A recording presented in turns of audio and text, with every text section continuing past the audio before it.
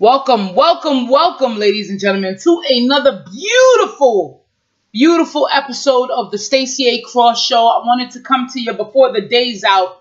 Know it's a little late that I came to you. I was running around today where the life after 9 to 5 is crazy. It is crazy. Am I prepared?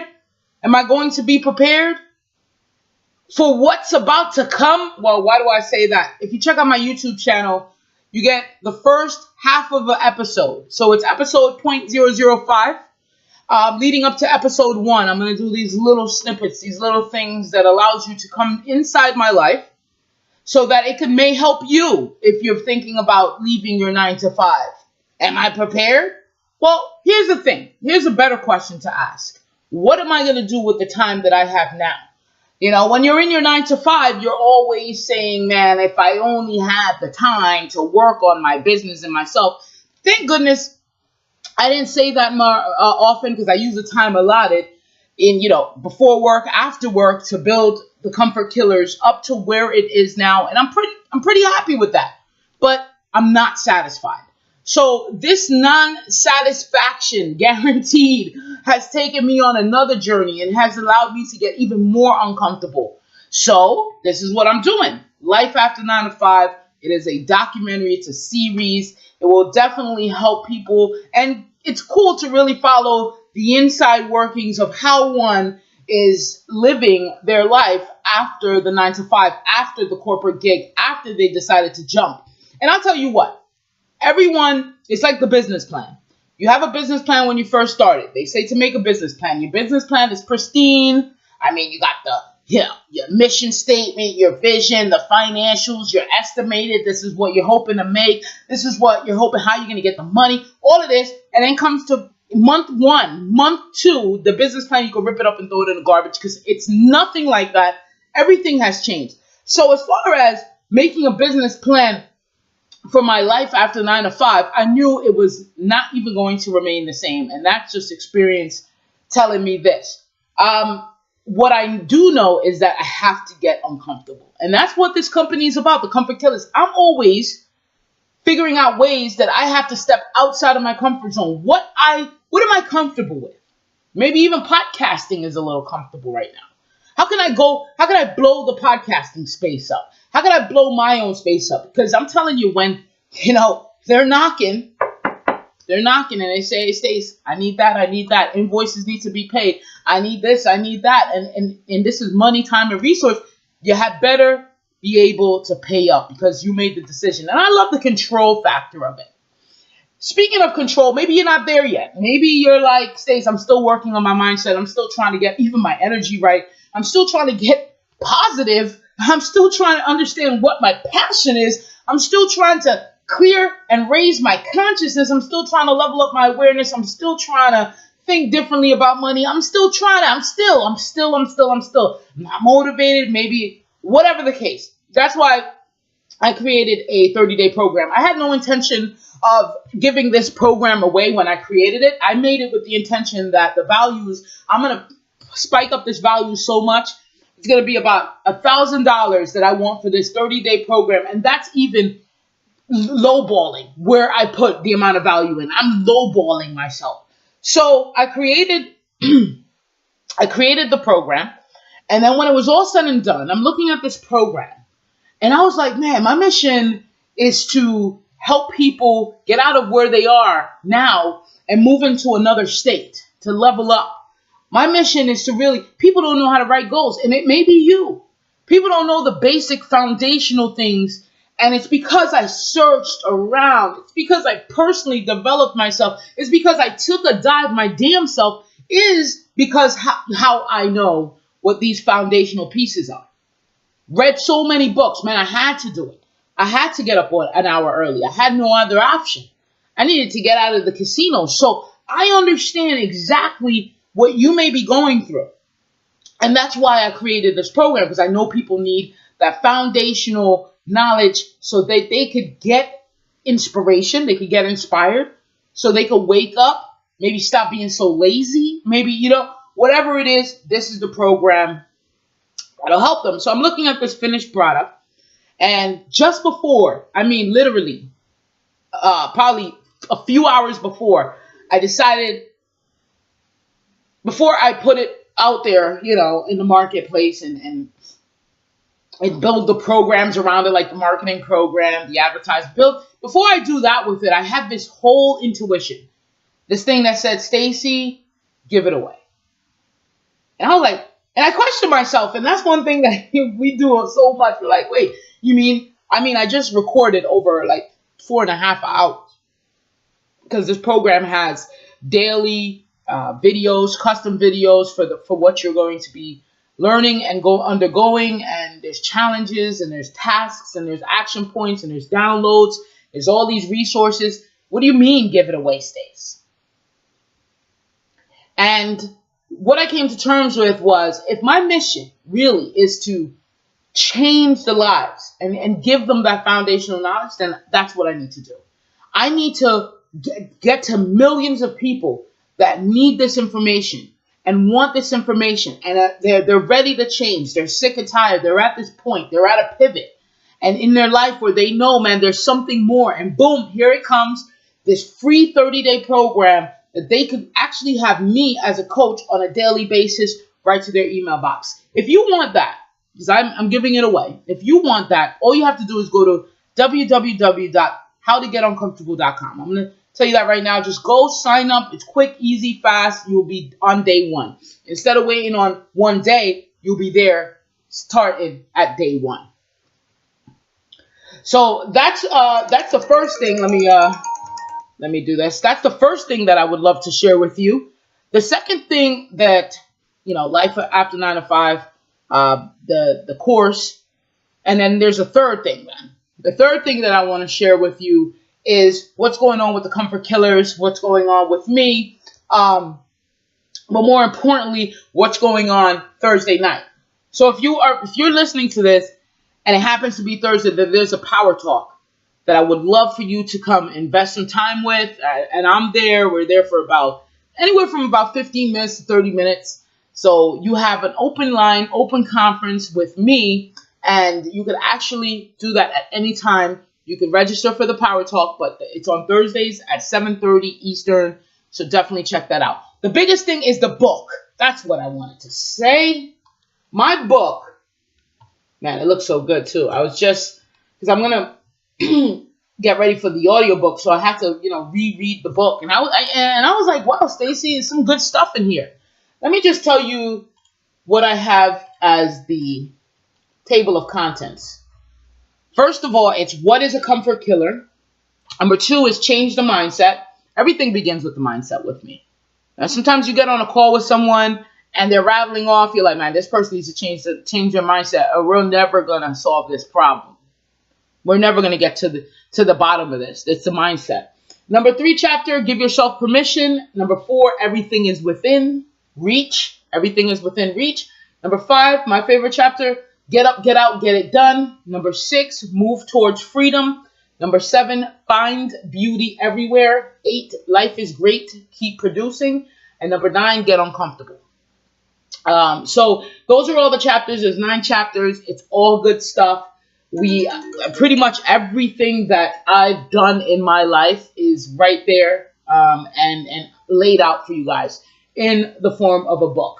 So what I want to do here and now is get into today's episode. And in today's episode, we are talking about staying in your lane. Staying in your lane. And guys, if you don't have me on Instagram, you might as well do that now. It's at Stacy A. Cross. Let me know that you're listening to this podcast. Let me know that you're out there. I hope you know what that does to people that's actually putting their life out there, putting their mind out there, putting their products out there. When we know that someone's there, and it's effective, man, that just drives us. That's the energy people need. So I know a lot of people, they go on YouTube or they don't comment or they don't like the video. They do nothing. And doing nothing is just like the worst. You're listening to this. You're getting the information. Send an email. You don't have to, some people are like a little kind of sketchy when it comes to commenting because they don't want their face out there. And I don't even know why not. But send us an email. hello@thecomfortkillers.com. So Staying in your lane. What do I mean by that? I mean, we are going to come into a time where we're producing a lot. And you're going to find out, oh, this is my purpose. This is my passion. This is what I want to do. And as you know, passions change throughout the time, but your purpose remains the same. So you're going to come into terms with who you are and what you think you could do, right? What you think you could do is very important. This is about staying in your lane. Imagine you meet someone and you're telling them about your car. You're having a problem with your car, and maybe the ignition won't start, or maybe it's not the alternator problem, it's something else. You're telling them this real intricate details about the problem with your car, and all of a sudden they say, hey, you know what? My cousin actually is a mechanic and can help you out. And you're like, oh, cool, because the people I've been going to, they try to fix this problem. It's not being fixed. So cool. Thank you for giving me that plug. What's your cousin's number? And you call the cousin. Let's say his name is Wendell. Okay? For anybody named Wendell out there, I apologize. So Wendell picks up the phone and says, hey, yes, bring your car in. I could definitely take a look at that. But, it's in my backyard. Bring your car to my backyard. I got some tools. I got some things. And, I'm good at this. This is what I've been doing. And that's it. So you bring your car to Wendell. He jacks it up, puts it on something. You're there standing around. Then he looks down and he says, tires, your tires here. If you need some tires, let me know. Because I get those tires for discounted rates, and I'm the man that you need to see. And then he goes on to fix it. And, you're happy with that. And you think about the tire that Wendell suggested. And you're like, you know what? I do need some tire. 1 week later, you call back Wendell. Hey, what's up, Wendell? You know anybody with the tires? I remember you saying. He's like, oh, no, I'm the one that does that. Just bring your car over and I'll get the tires. All you have to do is pay me this and that. Then all of a sudden you bring the car and you start speaking about iPhones. All of a sudden Wendell says, hey, listen, I could get the best iPhones. And starts plugging off all these details about the iPhone 10 and why you need the iPhone. Then he goes off into saying, hey, do you even have cable? Because I have this Amazon Fire Stick that's totally loaded and you can get anything you want. So I hope you get the gist, because Wendell could go on to do so many different things. Now, a few weeks later, the car broke down. Obviously, the car broke down because Wendell is not a master. Wendell is not an expert. Wendell is just trying a bunch of things, throwing it up against the wall and see what sticks. Now, that works good with paint, and when you're 5 years old, or when you're learning to sip and paint, or whatever the case, whatever sticks, that's great.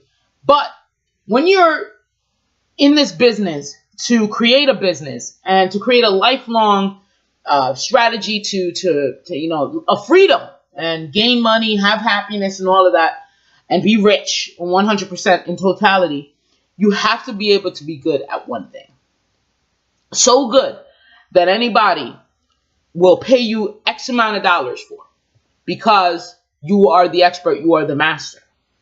I don't know if you see, I'm like into marketing now, so I look at everything, like all the billboards, and even when cars are driving by and they got, or vans or whatever, for maybe it's a janitorial place, plumbing or whatever, electrician, and they put all these things on the side of their car so you could call them, or they wrap their bus or whatever. I'm always looking at signs and material for marketing.